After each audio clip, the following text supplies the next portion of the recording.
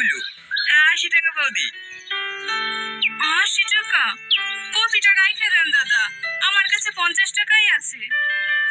আরে আরে বৌদি, সে ছোটবেলা থেকে আপনাদের একটা ব্যবসা করছি। হ্যাঁ এতদিন ধরে আমাকে এই চিনলেন? রাখেন তো, টাকা পরে দিলেই হবে। এই নাও বাবা। হ্যাঁ এখন শরীর ঠিক আছে তো কাকিমা? এখন ঠিক আছে বাবা, এবারকার ওষুধগুলো খেয়ে একটু কম পড়েছে। আমি বললাম না কাকিমা, শোভন দাস খুব ভালো ডাক্তার, আমার মাকে ওর কাছেই দেখায়। হে এলেন কাকিমা, স্নান করা হয়ে গেল ঠাকুর মশাই? হ্যাঁ হ্যাঁ বাবা, হয়ে গেল। পুজো দিতে হবে না? কাকিমাকে সবজি দিয়েছিস তো? হ্যাঁ ঠাকুর মশাই দিয়েছি। আচ্ছা ঠিক আছে, পরে একসময় বাড়ি গিয়ে টাকাটা নিয়ে আসিস। হ্যাঁ ঠিক আছে ঠিক আছে।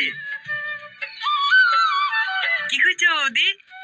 আর ঝিঙে নিয়ে আসনি? না বৌদি, আজ বাজারে ঝিঙে ওঠেনি। ও, আমি আবার সকালবেলা চুনো মাছ নিলাম ঝিঙে দিয়ে রান্না করবো বলে। তোমার দাদা আবার চুনো মাছ দিয়ে ঝিঙের রসা খেতে খুব ভালোবাসে। হ্যাঁ ঠিক আছে বৌদি, আমার বাড়িতে ঝিঙের গাছ আছে, একটু পরে তোমায়